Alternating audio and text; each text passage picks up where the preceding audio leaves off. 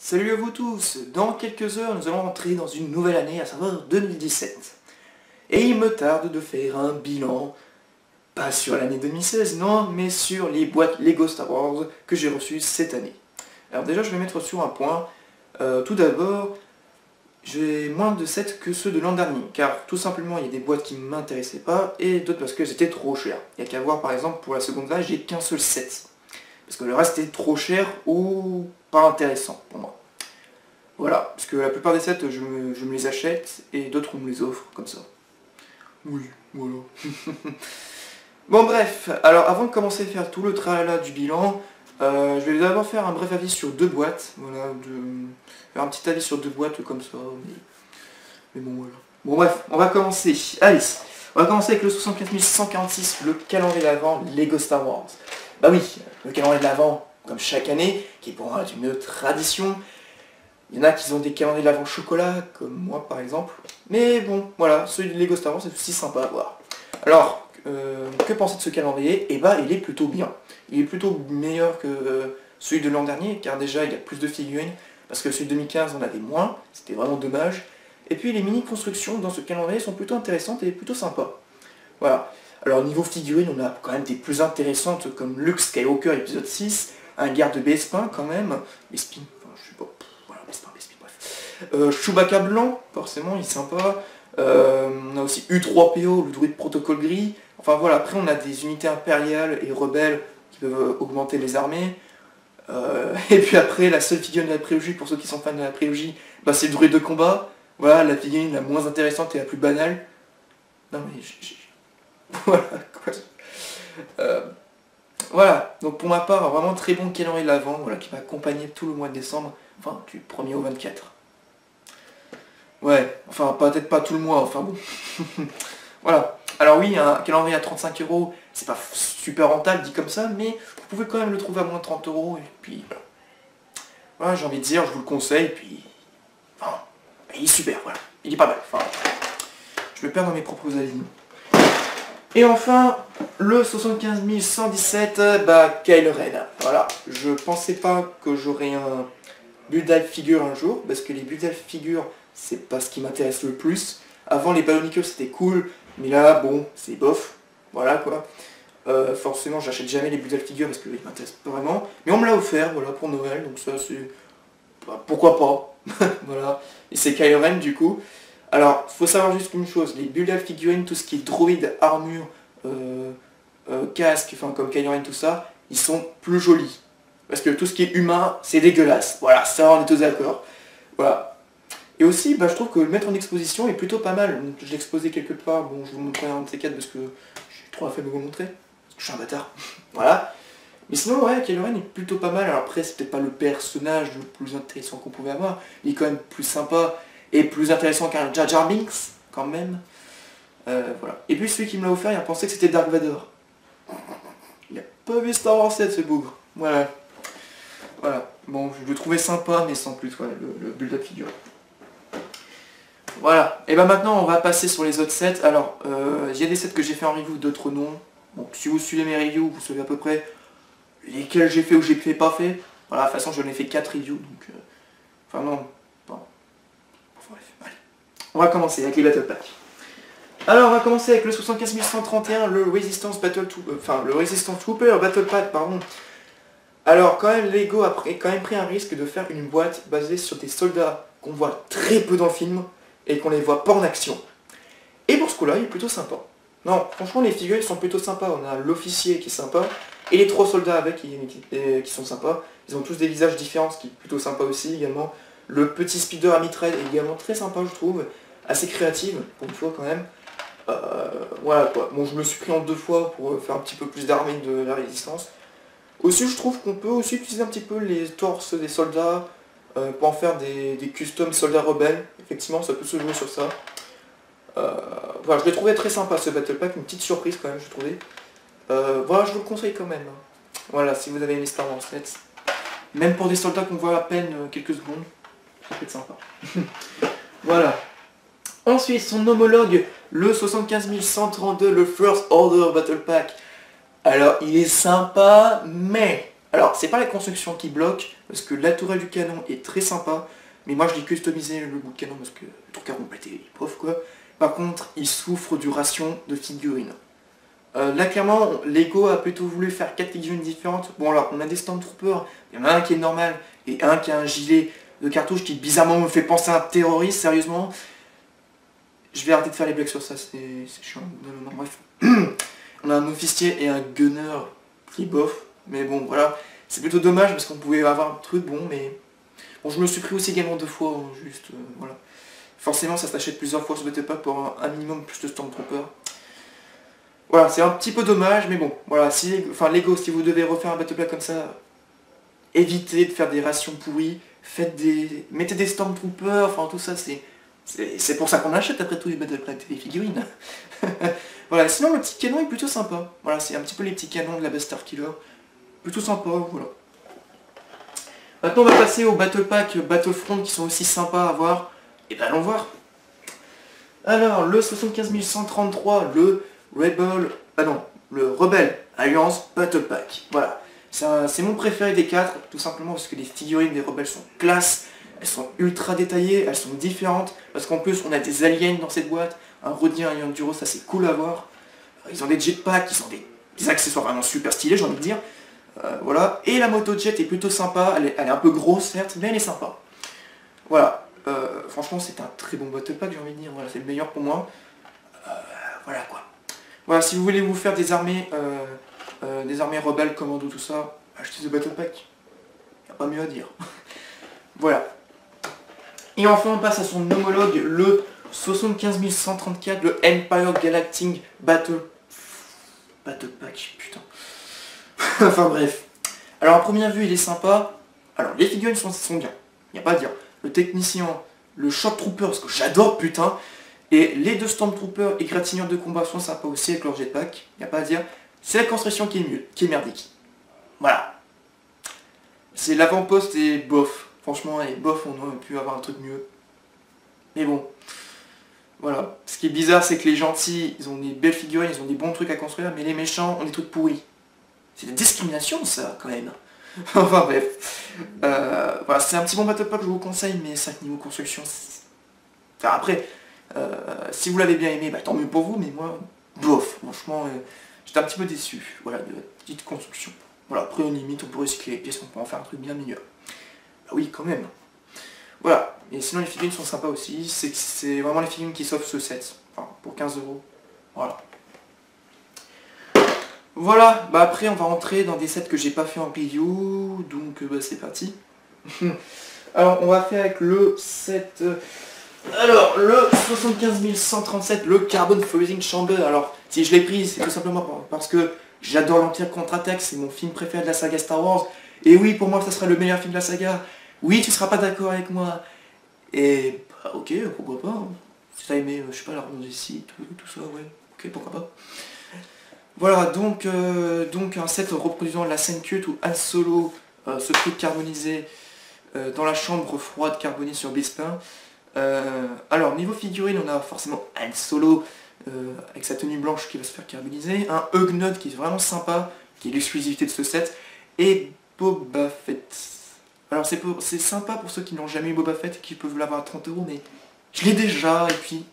Je sais pas, elles auraient pu mettre Lando à la place, Lando Calrissian en tenue Bespin, tiens, vu que sa figurine est très rare et très chère sur eBay, quand même, ça serait sympa de l'avoir, mais non, voilà. Bon, sinon, le truc à construire, la chambre est plutôt sympa, alors petite, certes, mais sympa à exposer, et un petit peu reproduire la scène culte, mais... Voilà, quoi, c'est... Voilà, en plus, c'est l'Empire Contre-Attaque, donc autant l'acheter, quoi, ce set. Voilà, donc je vous le conseille si vous êtes fan du film et de la scène sur Bespin, tout ça, voilà. Surtout qu'on a très peu de sets sur la planète, sur la cité du nuage, Bespin, tout ça. Voilà. Ensuite, le set 75138, le Hot Attack. Oh bah tiens, un deuxième set Olympia Contre-Attaque. Voilà. Ah bah après tout en 2014, on a eu... la première vague des sets 2014, c'était que de la revanche ici, donc c'est bon quoi. Bref. Alors, que dire du Hot Attack? Bah il est plutôt sympa, mais il souffre lui aussi de la taille Rikikit de Hot, surtout des peu de pièces blanches qui reproduisent la neige qui sont bah, pas présente, pas hyper présente. On voit qu'il y a le réchauffement climatique sur Hot. Oui, cette blague a déjà été faite, c'est bon. Alors niveau figurine, on a Han Solo tenue Hot. Décidément, avoir deux Han Solo à 30 €, c'est quand même ce qui vaut le coup. Un Snowtrooper 2014 avec son gamin de packaging, c'est super cool à voir. Et bien sûr un soldat Rebelle Hot 2015 du calendrier avant de l'an dernier, qui est aussi sympa à voir. On a également un droïde sonde qui est sympa mais un peu migrichon. On a bon le canon et la tranchée de Hoth, sympa mais un peu petite, dommage. Mais bon, ça permet d'avoir des. Enfin ça permet de compléter un petit peu les sets Hoth. Moi j'ai très peu de sets Hoth, donc autant en acheter. Alors après Lego a tenté de refaire un petit canon E-Web, mais il est super moche. Voilà. C'est bon. Voilà. Je vous le conseille si vous êtes fan aussi. Enfin, si vous êtes fan forcément de l'Empire contre-attaque, mais aussi si vous aimez la bataille de Hoth. Voilà, y a pas à dire. Voilà, je vous le conseille quand même. Pour 30 €, bon, c'est plutôt double. Voilà. Et puis enfin, on va continuer avec un preset de Star Wars Rebels. Après le Ezra Speederbike, quoi de mieux du Can Speederbike pour compléter. Ouais. Voilà. Alors, c'était un petit bon set hein, pour ma part. Niveau figurine, bon, on a Kanan Jarrus qui a déjà été fait, mais moi je l'avais jamais eu auparavant, donc ça c'est vachement cool, pour 30 € quand même. On a un Stormtrooper, c'est sympa à augmenter les unités impériales, et un motard impérial qui est cool aussi. Alors certes c'est la même figurine que le pilote ATDP, mais version grise, mais c'est sympa. Alors après on a une moto, enfin c'est la moto de Kanan qui est super bien reproduite, mais elle est trop grosse. Sérieux, Kanan peut même pas tenir les guidons. Non mais Lego, c'est pas un peu con comme truc? Je veux dire, vous n'avez pas justifié que c'est la force qui l'utilise. La force c'est mystique, enfin, la force c'est mystique, mais il faut pas déconner quoi. C'est pas comme ça que ça marche la force, voyons. Enfin bref. Ensuite on a deux caisses, alors deux grosses caisses impériales qui peuvent être superbes dans des mocks. Et on a des rations de blasters et de grenades. Et oui, quand même ça vaut le coup de les acheter quand même pour ça. Voilà, donc un très bon set playset Rebels. Alors peut-être que vous n'êtes pas fan de la série, mais bon, il est sympa à prendre. On peut également recréer les épisodes de la série de la saison 1 Rebels sur Lothal, Lothal, comme ils disent en VO, Lothal sinon chez nous. Voilà, sinon très bon petit set, playset pour ma part. Ça c'est cool. Ensuite un petit gros set que je pensais pas me le prendre un jour, mais je me suis pris comme ça, voilà. Le 75 139, le Bataillon Takotana.